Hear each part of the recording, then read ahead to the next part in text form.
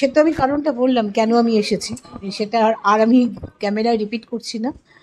তো হ্যাঁ, আসার পরে ভালো লেগেছে, সবাই এত চেনা মুখ, ইন্ডাস্ট্রির লোকজন, বন্ধুবান্ধব, আমি দেখলাম অনেক ক্ষেত্র থেকে অনেক মানুষ এসেছেন, অনেক প্রিয় সাহিত্যিক এসেছেন। এটা একটা পাওনাই হলো আজকে, এই সন্ধ্যাটা একদম অনন্য হয়ে থাকবে।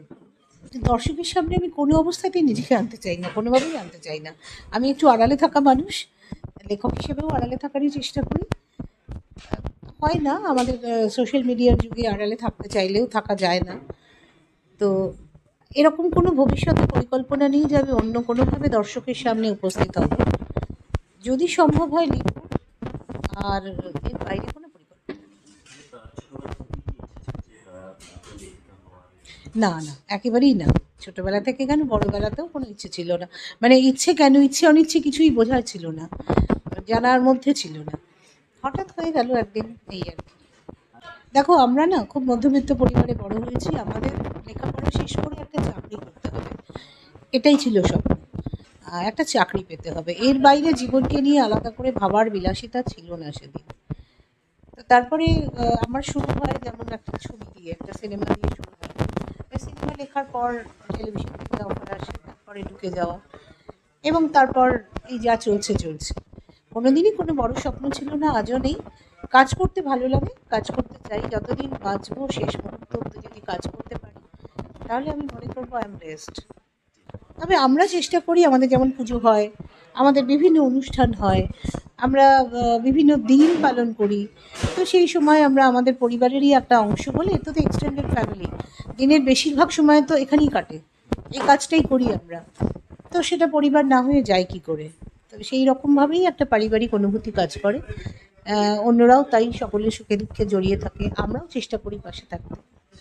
দেখো, মানুষ যদি সমালোচনা করে, ক্রিটিসাইজ করে, সেটা না নেওয়ার মতো মানে সংকীর্ণতা অন্তত আমার মধ্যে নেই। যদিও তুমি যেটা বলছো, আমি নিজের টেলিভিশন শো দেখারও সময় পাই না এখন, যার ফলে সোশ্যাল মিডিয়ায় আমি ততটা অ্যাক্টিভ নই, তোমরা জানো। তো কে ট্রোল করছেন, কিভাবে করছেন, সবটা দেখা হয় না। তবে এই সমাজে যেহেতু আছি, খবর তো কিছু কানে আসে। আমার মনে হয় যে ট্রোলিংটা এখন যে পর্যায়ে গেছে, সেটা একটা সামাজিক ব্যাধি, মানুষের মনস্তাত্ত্বিক কিছু সমস্যার প্রতিফলন। হয়তো অনেকে অনেক রকম তাদের কোয়ালিটি ছিল, তারা পেরে ওঠেননি, বা হয়তো মনে করেন যে আমি তো বলতে পারছি, বলার জায়গা হলো, উনি তো আর উল্টে আমায় কিছু বলতে পারছেন না, তো এই বলার জায়গাটা যখন পাচ্ছি আমি ব্যবহার করবো না কেন? দেখো, আমাদের কথা বাদ দাও, অনেক অনেক বড় বড় মানুষকেও তো ট্রোলিং করা হয়। তো সেখানে কোথাও একটা মনে হয় যে এই বড় মানুষটাকে তো আমি কোনোদিন নাগালে পেতাম না, এইবার এই মানুষটাকে আমি নাগালে পাচ্ছি, যা ইচ্ছে বলতে পারছি। সেটা একটা কোথাও আত্মতৃপ্তি দেয় বোধ হয়। আর চূড়ান্ত ফ্রাস্ট্রেশন বা চূড়ান্ত হতাশা থাকলে মানুষ এত রাগের প্রকাশ ঘটায়। তা না হলে দেখো, শান্ত জীবনে তো এত রাগ আসতে পারে না। আমার যদি কাউকে পছন্দ না হয়, আমি তাকে ইগনোর করব, আমি তার সঙ্গে যোগাযোগ করব না, তার কাজ দেখব না, তাই না?